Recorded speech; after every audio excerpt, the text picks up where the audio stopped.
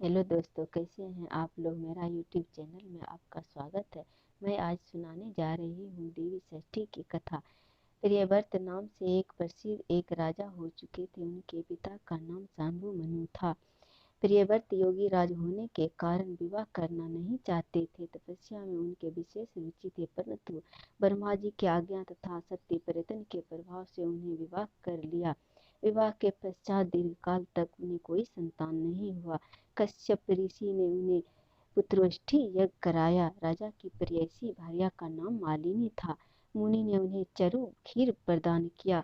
चरु भक्षण करने के पश्चात रानी मालिनी गर्भवती हो गई। तत्पश्चात स्वर्ण के समान प्रभाव वाले एक कुमार की उत्पत्ति हुई, परंतु संपूर्ण अंगों से संपन्न वह कुमार मरा हुआ था। उसकी आंखें उलट चुकी थी। उसे देखकर समस्त नारियां तथा बांधवों की स्त्रियां भी रो पड़ी। पुत्र के असहन सुख के कारण माता को मूर्छा आ गया।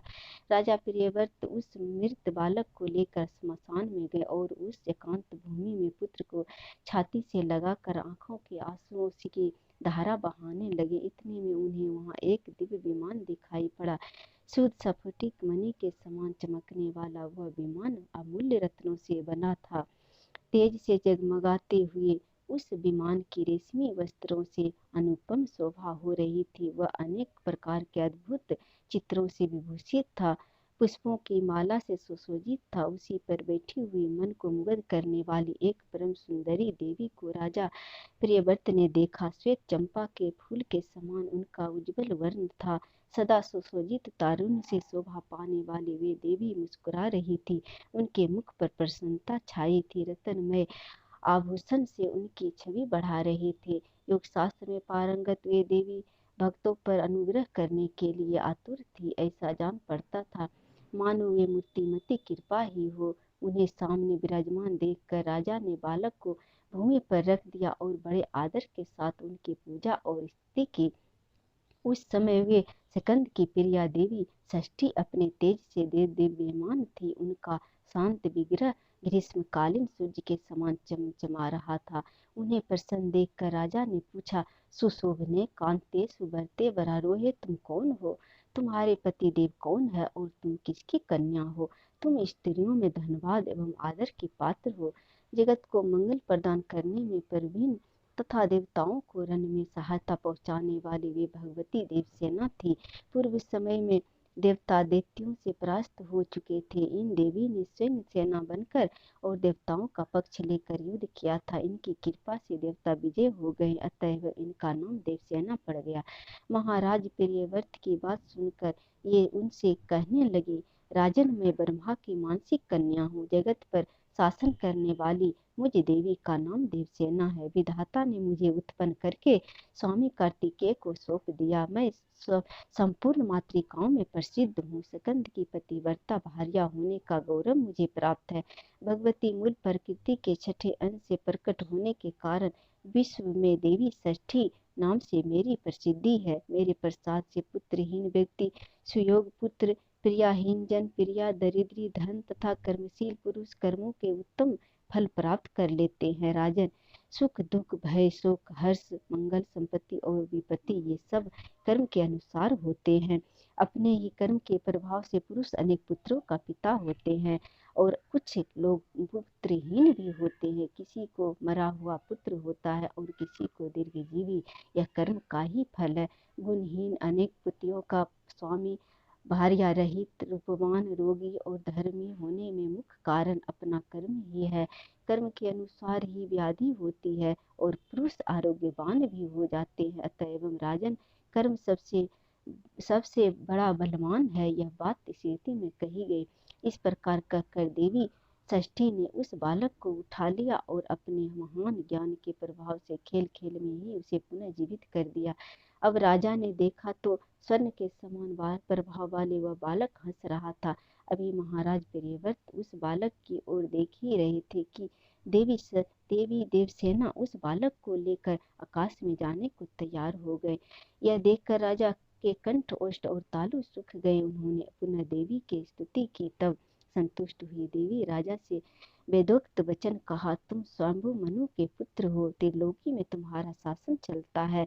तुम सर्वत्र मेरी पूजा कराओ और सुन भी करो, तब मैं तुम्हें कमल के समान मुख वाला यह मनोहर पुत्र प्रदान करूंगी। इसका नाम सुव्रत होगा। इसमें सभी गुण और विवेक शक्ति विद्यमान रहेंगे। यह भगवान नारायण का कलावतार प्रधान योगी होगा। इसे पूर्व जन्म की बातें सुमिरन रहेगी। क्षत्रियों में श्रेष्ठ यह बालक 100 अश्वमेध यज्ञ करेगा। सभी इसका सम्मान करेंगे। उत्तम बल से संपन्न होने के कारण यह ऐसी शोभा पाएगा जैसे लाखों हाथियों में यह सिंह। यह धनी गुणी शुद्ध विद्वानों का प्रेम भाजन तथा योगियों ज्ञानियों एवं तपस्वियों का सिद्ध रूप होगा। त्रिलोकी में इसकी कीर्ति फैल जाएगी। यह सबको संपत्ति प्रदान कर सकेगा। इस प्रकार कहने के पश्चात भगवती देवसेना उन्हें वह पुत्र दे दिया। राजा प्रियव्रत ने पूजा की सभी बातें स्वीकार कर ली। यो भगवती देवसेना उन्हें उत्तम वर देकर स्वर्ग के लिए प्रस्थान किया। राजा भी प्रसन्न मन होकर मंत्रियों के साथ अपने नगर को लौट आए। पुत्र विषयक वृत्तांत सबसे कह सुनाए। यह प्रिय वचन सुनकर स्त्री और पुरुष सब के सब परम संतुष्ट हो गए। राजा ने सर्वत्र पुत्र प्राप्ति के उपलक्ष्य में मंगलिक कार्य आरंभ करा दिया। भगवती की पूजा की, ब्राह्मणों को बहुत सा दान दिया। तब से प्रत्येक मास की शुक्ल पक्ष की षष्ठी तिथि के अवसर पर भगवती षष्ठी का महोत्सव परितन पूर्वक मनाया जाने लगा।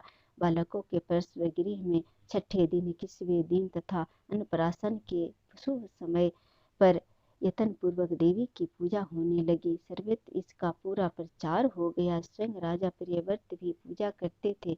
भगवती देवसेना का ध्यान पूजन और स्तोत्र इस प्रकार है, जो प्रसंग सामवेद की कथुमी शाखा में वर्णित है। शालिग्राम की प्रतिमा, कलश तथा वट के मूल भाग में या दीवाल पर पुतलिका बनाकर प्रकृति के छठे अंश से प्रकट होने वाली शुद्ध स्वरूपिणी इन भगवती का पूजा करनी चाहिए। विद्वान पुरुष इनका इस प्रकार ध्यान करे। सुंदर पुत्र, कल्याण तथा दया प्रदान करने वाली ये देवी जगत की माता है। श्वेत चंपक के समान इनका वर्ण है। ये रत्नमय भूषणों से अलंकृत है। इन परम पवित्र स्वरूपिणी भगवती देवसेना की मैं उपासना करता हूँ। विद्वान पुरुष इस प्रकार ध्यान करने के पश्चात भगवती को पुष्पांजलि समर्पण करें।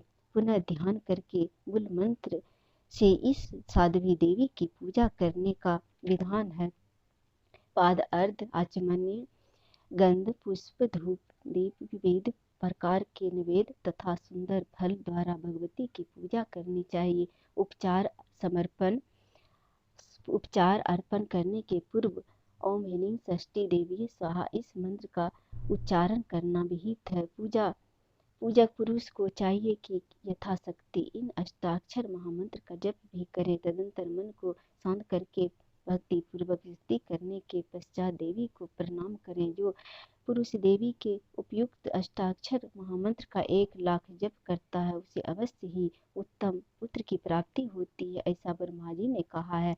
संपूर्ण शुभ कामनाओं को प्रदान करने वाला, सबका मनोरथ पूर्ण करने वाला निमन स्तोत्र वेदों में गोप्य है। देवी को नमस्कार, महादेवी को नमस्कार, भगवती सिद्धि एवं शांति को नमस्कार, शुभा देवसेना एवं भगवती षष्ठी को बार बार नमस्कार है। वरदा पुरदा धनदा सुखदा एवं मोक्ष प्रदा भगवती षष्ठी को बार बार नमस्कार है। मूल प्रकृति के छठे अंश से प्रकट होने वाली भगवती सिद्धा को नमस्कार है। माया सिद्ध योगिनी सारा शारदा एवं परादेवी को नमस्कार है।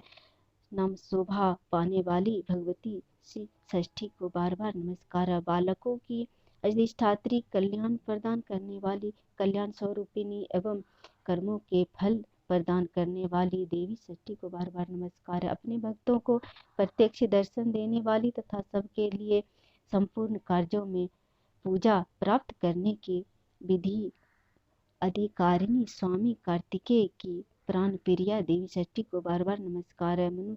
जो मनुष्य जिनकी सदा वंदना करते हैं तथा देवताओं की रक्षा में जो तत्पर रहती है, उन शुद्ध सत्य स्वरूपा देवी षष्ठी को बार बार नमस्कार है। हिंसा और क्रोध से रहित भगवती षष्ठी को बार बार नमस्कार है। सुरेश्वरी, तुम मुझे धन दो, प्रिय पत्नी दो और पुत्र देने की कृपा करो। महेश्वरी, तुम मुझे सम्मान दो, विजय दो और मेरे शत्रुओं का संहार कर डालो। धन और यश प्रदान करने वाली भगवती षष्ठी को बार बार नमस्कार।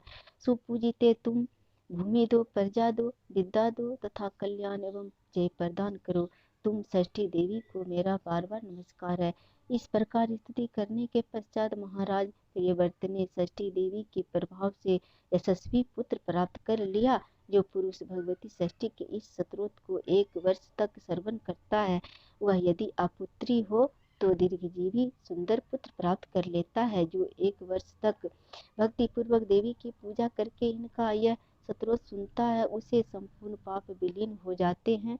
महान बंधिया भी इसके प्रसाद से संतान प्रसव करने की योग्यता प्राप्त कर लेती है। वह भगवती देवसेना की कृपा से गुणी, विद्वान, यशस्वी, दीर्घायु एवं श्रेष्ठ पुत्र की जननी होती है। काकबंधिया अथवा मृत वत्सला नारी 1 वर्ष तक इसका श्रवण करने के फलस्वरूप भगवती षष्ठी के प्रभाव से पुत्रवती हो जाती है। यदि बालक को रोग हो जाए तो उसके माता पिता 1 मास तक इस स्तोत्र का श्रवण करें तो षष्ठी देवी की कृपा से उस बालक की व्याधि शांत हो जाती है। अगर मेरा यूट्यूब चैनल अच्छा लगा हो तो लाइक करें, सब्सक्राइब करें। जय श्री हरि।